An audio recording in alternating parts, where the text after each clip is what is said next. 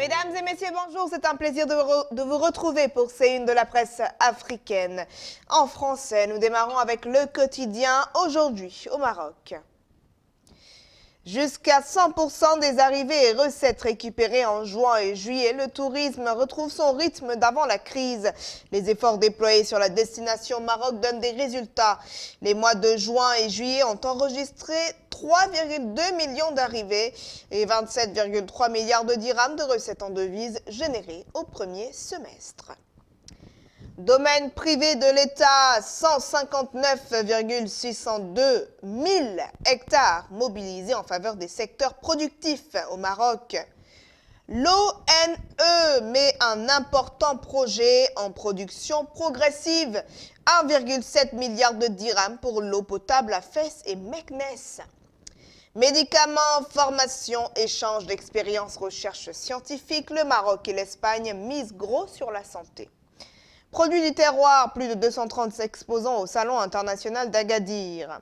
Délivrance de visas de travail aux Marocains, mise au point de bureaux de liaison d'Israël à Rabat. Corruption, 6 mois de prison ferme pour un mokadem à Marrakech. Voilà, donc pour aujourd'hui, nous poursuivons avec le Gabon et le quotidien L'Union avec un gros titre donc, sur lequel nous allons nous baser. 2 morts au Gabon à Agricole. Donc les détails à lire en page 2 pour cet article. Voilà donc pour l'Union. Nous poursuivons avec le Sénégal et le quotidien Source A. En manchette, son club Teungueth fessé, l'AS Pikine qui veut le recruter, ses ambitions avec les Lions, son rêve de jouer pro, les confessions de Bilal Nénéfal, à lire en page 8. Professeur Iba Barry Camara sur la saisie de la Cour européenne des droits de l'homme sur le dossier Adji Sarr Ousmane Sonko, le dossier sera irrecevable. Sort du manifestant mort, brûlé vif lors de la manifestation interdite du 17 juin dernier, la décision du parquet à lire dans ce quotidien. Nous poursuivons donc avec le quotidien L'I, toujours au Sénégal. En manchette, prochain gouvernement, les 3 priorités de synergie républicaine. À lire dans ce quotidien. Walou, Sénégal, Karim Wade demande aux députés de préparer son retour. Il s'est adressé aux élus dans un Wolof limpide. Droit de retransmission de la Coupe du Monde 2022, la télévision nationale a court-circuité la TDS selon El Hadji Ndiaye. Voilà pour le Sénégal, nous poursuivons avec le Burkina Faso à présent et le quotidien Citoyen. Burkina, Mali, Niger, une nouvelle dynamique de coopération militaire en vue, à lire en page 2. Mine de zinc de Perquois, les responsables devant le TGI de Koudougou, à lire en page 14, et distribution des hydrocarbures. Au Burkina, la Sonabi renforce ses capacités de stockage. Voilà donc pour Sidoya, nous poursuivons avec la Côte d'Ivoire à Abidjan, donc le quotidien d'Abidjan.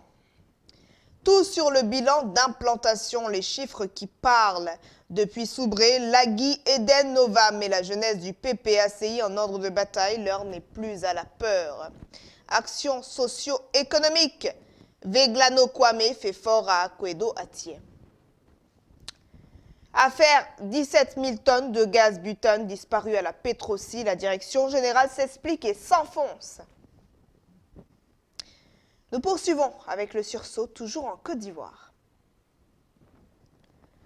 Un militant RHDP crache chez Vérité, nous sommes à la croisée des chemins. Le militant du RHDP est abandonné aux réseaux sociaux. Ce ne sont pas les réunions épistolaires sous les bâches remplies à coups de billets de banque derrière des sourires hypocrites qui consolideront le RHDP. GPS, Génération et Peuple Solidaire, Guillaume Soro prend une importante décision. J'ai mon ambition. Transition écologique, les travailleurs de Côte d'Ivoire affirment leur engagement envers la dimension sociale de la transition écologique. Voilà donc pour la Côte d'Ivoire. Nous revenons sur le plan national avec le quotidien L'Actualité pour démarrer. Alors, mécanisme de sauvegarde des droits des usagers, Dr Jean Aoulou en tournée d'explication dans la Donga et la Takora. Visite de la directrice régionale par intérim du secrétariat technique régional du Suède au Bénin, Madame Edwige Adekambi échange avec l'équipe de l'UGP du Suède Bénin.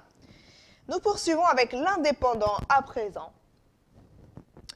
Création de l'UP Le Renouveau. Le maire Ouetchenou salue les efforts de Djogbenou et de Rumbedji et invite les militants à rester mobilisés.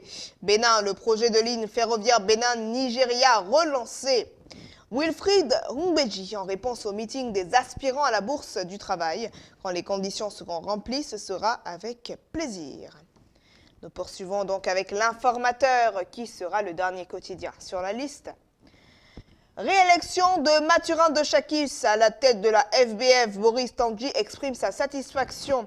Au centre législatif 2023, l'option de l'opposition à lire dans ce quotidien. Et pour terminer, une loi sur l'hygiène publique, l'ANCB pour sa vulgarisation dans les communes. Voilà, mesdames et messieurs, ce sera tout pour ces Une de la presse africaine en français. Nous vous remercions de nous avoir suivis et très bonne suite de programmes sur Gulf TV Africa.